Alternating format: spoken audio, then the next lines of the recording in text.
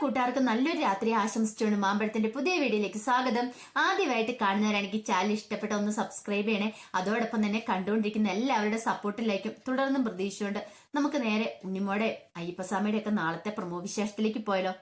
നാളത്തെ പ്രൊമോയിൽ കാണിച്ചിരിക്കുന്ന ഒരു അടിപൊളി വിശേഷം എന്ന് പറഞ്ഞിട്ടുണ്ടെങ്കിൽ കൊന്നമരത്തിൽ എങ്ങനെയാണ് കണിക്കൊന്നപ്പൂ ഉണ്ടായേക്കുന്നത് അതിന്റെ വിശേഷങ്ങളും അതോടൊപ്പം തന്നെ കുട്ടി നാരായണനെ കള്ളനാക്കിയ തിരുമേനിക്കനും അവരുടെ ആൾക്കാർക്കൊക്കെ 8ന്റെ പണി കൊടുക്കുകയാണ് കൃഷ്ണഭഗവാൻ. അതിന്റെ വിശേഷങ്ങളൊക്കെയാണ് നാളെ നമ്മൾ കാണാൻ പോകുന്നു പറഞ്ഞിട്ടുണ്ടെങ്കിൽ ഇന്ന് തന്നെ നമ്മൾ അവസാനം കണ്ടു.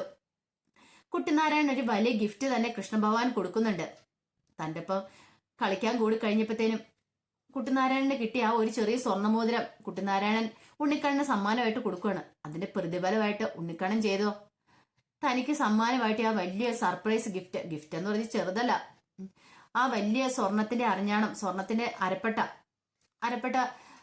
കുട്ടിനാരായണന് സമ്മാനമായിട്ട് കൊടുക്കുക. പക്ഷെ ഇത് കണ്ടു കഴിയുമ്പോൾ കുട്ടിനാരായണന് ഭയങ്കര സങ്കടം വന്നു. വേണ്ട, എനിക്കിത് വേണ്ട, ഇതും കൂടെ വീട്ടിൽ പോകാൻ പറ്റില്ല, അമ്മ വഴക്ക് പറയും, പിന്നെ ആലിൽ കണ്ടിട്ടുണ്ട് വലിയ പ്രശ്നമാവുന്നു. ഉണ്ണിക്കണ്ണൻ ആരാ മോന്? ഉണ്ണിക്കണ്ണൻ പറഞ്ഞു, വേണ്ട, ഇത് കൊണ്ടൊക്കോ, ഇതില്ലാതെ ഞാൻ പൊക്കോളാം, പക്ഷെ ഇതെനിക്ക് തിരിച്ചു തരില്ല, തിരിച്ചു തന്നാൽ ഞാൻ പിന്നെ മിണ്ടില്ല, ഞാൻ നിന്നോട് കൂട്ടും കൂടില്ല, നിന്നെ കാണാനും വരില്ലെന്ന് പറയാണ്.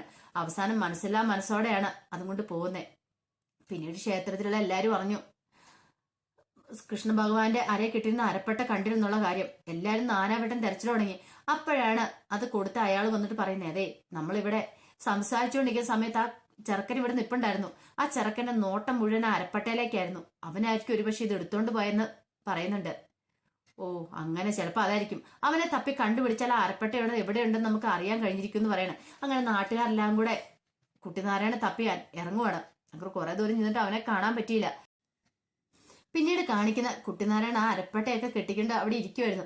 അവിടെ ഇരിക്കുന്ന സമയത്താണ് 1-2 പേര് അതിലൂടെ വന്നേ. അവര് കണ്ടു കുട്ടിനാരായണന്റെ അരയിൽ ഈ അരപ്പട്ട ഇരിക്കുന്നത്.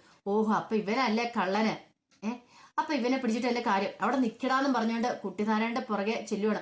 കുട്ടിനാരായണൻ ഇത് കണ്ടപ്പോ തന്നെ ഓടി. കുട്ടിനാരായണന് മനസ്സിലായി തന്റെ അരയെ കെട്ടിക്കുന്ന അരപ്പട്ട കണ്ടാണ് അവര് തന്നെ പിന്തുടരുന്നില്ല. കുട്ടിനാരായണൻ പിന്നെ അവിടെ നിന്ന് കൊടുക്കുക, ഓടുവാണ്.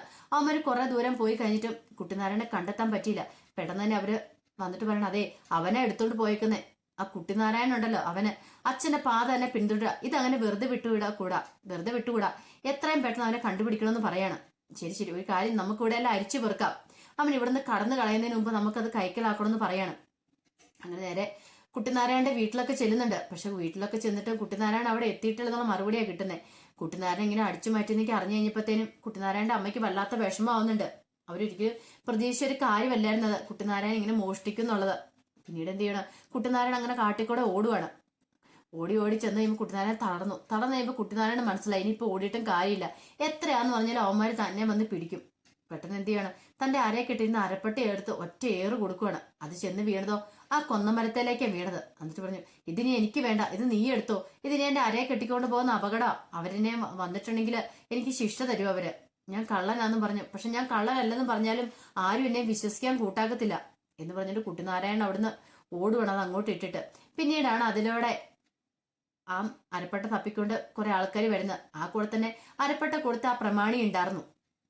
അപ്പൊ അയാൾ ഇങ്ങനെ വന്നു കഴിഞ്ഞപ്പോഴത്തേനും നോക്കി കഴിഞ്ഞപ്പോഴത്തേനും കൊന്നമരത്തിലെടുത്ത് കിടക്കുന്നു. ആണ്ട നോക്കടാ, ദേ ഇങ്ങ് നോക്കിയാ കിടക്കുന്ന എന്നാ നോക്കിയേ, ആ അരപ്പട്ട എല്ലാവരും നോക്കിയും കൃഷ്ണന്മാര് ശരിയാണല്ലോ എന്ന് പറഞ്ഞ് എല്ലാവരും നോക്കുവാണ്. അതെങ്ങനെ അവിടെ ഇങ്ങനെ കിടക്കുന്നുണ്ട് മരത്തിന്റെ ഒരു ശകലത്തേല്.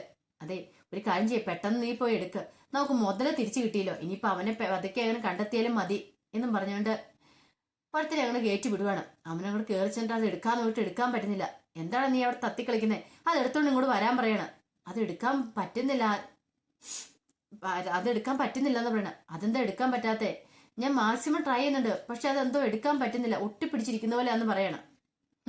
നിനക്ക് എടുക്കാൻ അറിയത്തില്ലാത്ത ഇപ്പൊ ആളുടെ കുഴപ്പം, നീ അത് പെട്ടെന്ന് ഇങ്ങോട്ട് എടുത്ത് എറിഞ്ഞിടാൻ പറയാണ്. പിന്നീട് ആള് ബലം പിടിച്ചു കഴിയുമ്പോഴത്തേനും അയാൾ എന്ത് ചെയ്യും, അത്തിന്റെ മുകളിൽ നിന്ന് മരത്തിന്റെ മുകളിൽ നിന്ന് കൊന്നമരത്തിന്റെ മുകളിൽ നിന്ന് താഴേക്ക് പോവാണ്.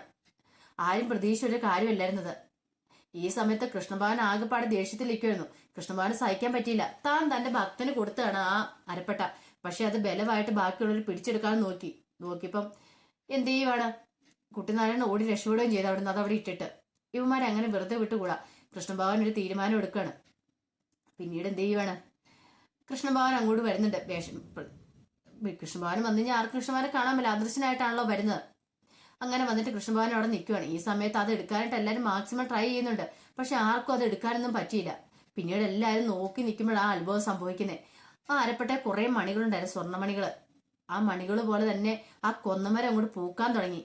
പൂത്തിട്ട് മഞ്ഞ പൂക്കൾ ഇങ്ങനെ തോരണം ചൂർത്തി പോലെ ഞാന്തി കിടക്കുവാണ്. കുറെ പൂക്കള് ബെല്ല് പോലെ ഇങ്ങനെ മണി പോലെ കിടക്കുവാണ്. എല്ലാവർക്കും ഒരു അത്ഭുതമായി പോയി. ആരും ഒരു പ്രതീക്ഷ കാര്യമില്ല. അപ്പൊ അവർക്ക് എന്തൊക്കെയോ മനസ്സിലായി, ഇത് കുട്ടിനാരായണൻ മോഷ്ടിച്ചല്ല, ബാക്കി ഇതിനകത്ത് എന്തൊക്കെയോ കഥകളുണ്ടെന്നുള്ള കാര്യം അവർ ആ സത്യങ്ങളൊക്കെ അങ്ങനെ തിരിച്ചറിയുവാണ്. കുട്ടിനാരായണൻ കള്ളനല്ലെന്നുള്ള സത്യം. പിന്നീട് എല്ലാവർക്കും സന്തോഷമായി. അങ്ങനെ ശ്രീരാമൻ എന്ത് ചെയ്യുവാണ്, ശ്രീരാമൻ ആ കൊന്നമരത്തിന് ശാവമോഷം കൊടുക്കുവാണ്. പിന്നെ കണിക്കൊന്ന പൂ എല്ലാ വർഷവും നമ്മൾ വിഷുവിനല്ലേ പൂജ ഉപയോഗിക്കുന്നത്, വിഷുക്കണി വെക്കാനായിട്ട്. അപ്പൊ കൊന്നമരത്തിന് ശാവമോഷം കിട്ടുവാണ്. കൊന്നമരത്തിന് സന്തോഷമായി. അപ്പൊ ഈ കഥകളൊക്കെയാണ് ഉണ്ണിമോളോട് അയ്യപ്പസ്വാമി പറഞ്ഞുകൊണ്ടിരുന്നത്. പിന്നീട് കുട്ടിനാരായണൻ എന്ത് പറ്റിയെന്നൊക്കെ ഉണ്ണിമോള് ചോദിക്കുന്നുണ്ട്. പറഞ്ഞു, ഉണ്ണിനാരായണൻ അല്ല കുട്ടിനാരായണനെ കുറിച്ചുള്ള ബാക്കി വിശേഷങ്ങളൊക്കെ ഞാൻ നാളെ പറയാട്ടോ എന്ന് പറയണത് പോകുന്ന വഴിക്ക് പറയാം. ഇനി നമുക്ക് വിഷു ആഘോഷിക്കണ്ടേ, ഉണ്ണിമോളുടെ വീട്ടിലേക്ക് പോകണ്ടേന്നൊക്കെ ചോദിക്കുകയാണ്. അത് കേട്ട് ഉണ്ണിമോൾ ശരിയാ പോണം, എനിക്ക് എന്നെ മുത്തശ്ശിനെ കാണാൻ ധൃതിയായെന്ന് പറയണം. പിന്നീട് അവർ രണ്ടും വീട്ടിലേക്ക് ചെല്ലുന്നു. മുത്തശ്ശിനെ കണ്ടു കഴിയുമ്പോഴത്തേനും ഉണ്ണിമോൾ ഓടിച്ചെന്ന് കെട്ടിപ്പിടിക്കുന്നൊക്കെ ഉണ്ട്. അതിന്റെ വിശേഷങ്ങളൊക്കെ നാളെ നമ്മളിനി കാണാൻ പോകുന്നു പറഞ്ഞിട്ടുണ്ടെങ്കിൽ ആ വിശേഷമൊക്കെ നമുക്ക് എല്ലാവർക്കും കാത്തിരിക്കാട്ടോ. ഒരിക്കൽ കൂടി എല്ലാവർക്കും നല്ലൊരു രാത്രി ആശംസിച്ചു നിർത്തുന്നു. നന്ദി.